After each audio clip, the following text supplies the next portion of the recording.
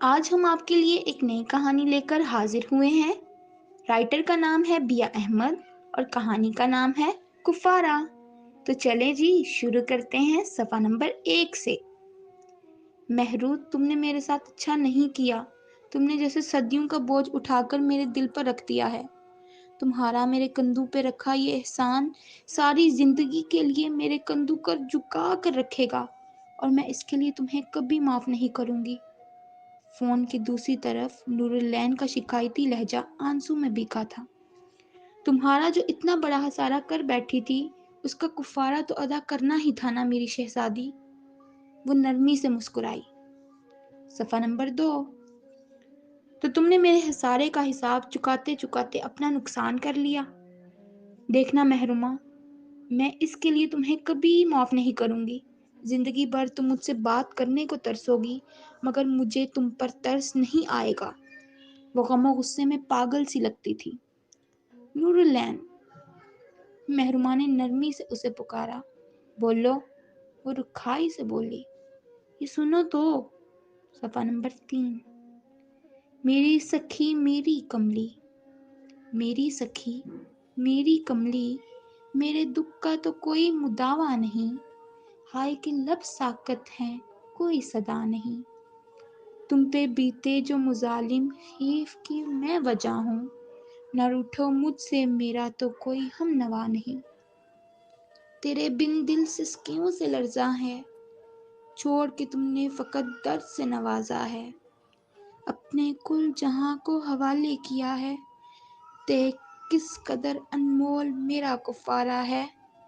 میری سکھی میری کملی، اب تو ساتھ رہ میرے، دیکھ کس قدر انمول میرا کفارہ ہے، کس قدر انمول میرا کفارہ ہے۔ صفحہ نمبر 4۔ ایک ایک لفظ ادا کرتے ہوئے محرومہ کا دل دکھوں کے جنگل میں مارا مارا سا پھرتا تھا۔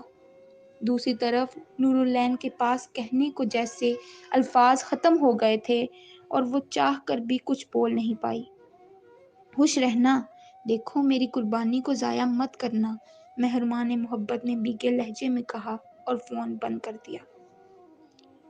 محرومہ، دیکھو تو باہر باسط آیا ہے، فریحہ بھابھی بڑے جوش سے کہتی اندر داخل ہوئی تھی۔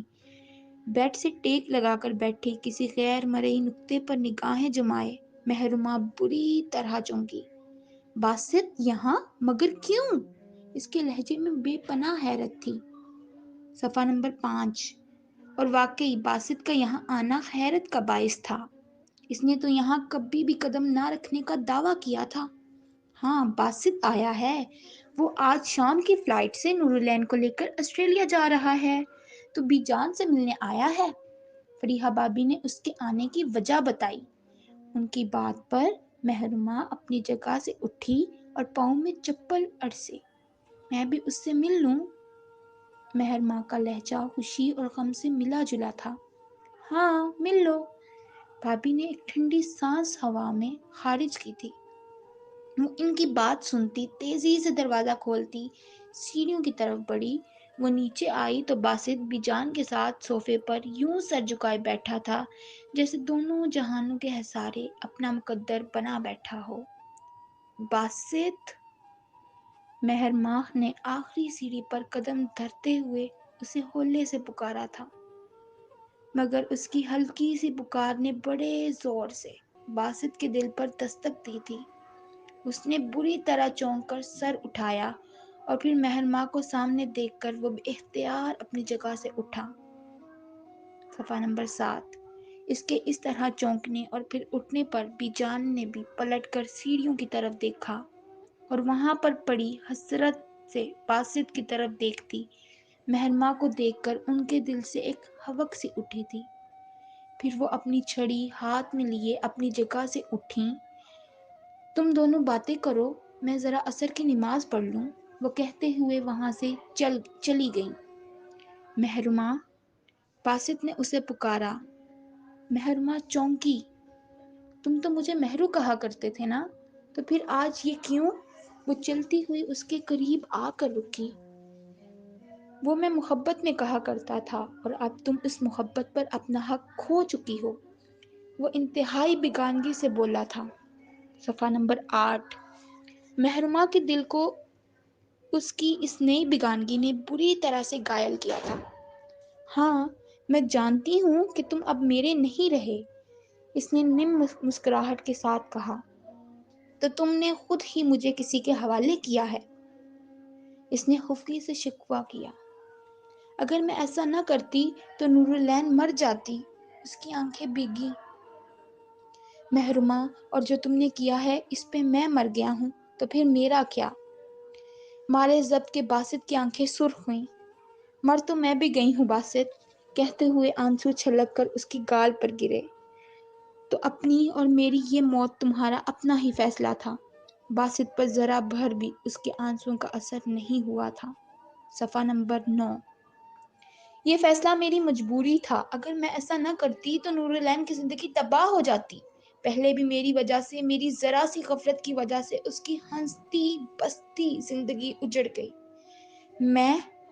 میں اس دن اگر غفار تایا کے گھر نہ جاتی، اور اگر چلی بھی گئی تھی تو اپنا موبائل ان کے گھر پر نہ بھولتی، اور نہ ہی آصف کے ہاتھ نور العین کی تصویریں لگتی، اور نہ وہ انہیں لیک کرتا، اور نہ ہی اس کے آوارہ بگڑے امیر زادے دوست روحیل کی میری معصوم دوست پر نظر پڑتی، اور نہ ہی وہ نور العین کے اس سے شادی کے انکار پر زد میں آ کر اسے اغوا کرتا، اور پھر اس خبر کو ان تصاویر سمیت اخبارات کی زینت بناتا۔ روحیل کا بدلہ پورا ہو گیا۔ نور العین کی بربادی سے اس کی انا کو تسکین مل گئی۔ اخبارات کو مرچ مسالہ لگا کر چھاپنے کو نئی کہانی مل گئی۔ لوگوں کو تبصرے کرنے کو نیا ٹاپک مل گیا۔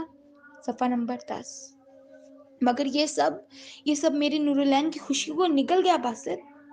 میری ذرا سی غفلت نے پہلے ہی دکھوں کی ماری ستیلی ماں اور بہن بھائیوں کے ساتھ بڑی مشکل زندگی بسر کرتی نور العین کو اس کے ستیلے بھائیوں نے اور ماں نے آصف کی لگائی آگ کی زد میں آ کر اپنے غم و غضب میں نور العین کو اس مقام تک پہنچا دیا کہ وہ ہاسپٹل میں کئی روز زندگی اور موت کی جنگ لڑتی رہی۔ وہ جھرجھر بہتی آنکھوں کے ساتھ کہہ رہی تھی، تمہیں پتہ ہے باسط، میں نے اللہ سے اس کی زندگی کی دعائیں رو رو کر گڑ گڑا کر ٹھنڈے فرش پر آنسو بہا کر مانگی ہیں۔ وہ میرے لیے بہت قیمتی ہے، اتنی قیمتی کہ اس کے لیے میں نے موت کے پاس اپنی زندگی گروی رکھ دی، اس کی خوشیوں کے لیے اپنی خوشیاں داؤ پر لگا دیں۔ وہ اس کی طرف دیکھتی بھیگی پلکوں کے ساتھ کہہ رہی تھی۔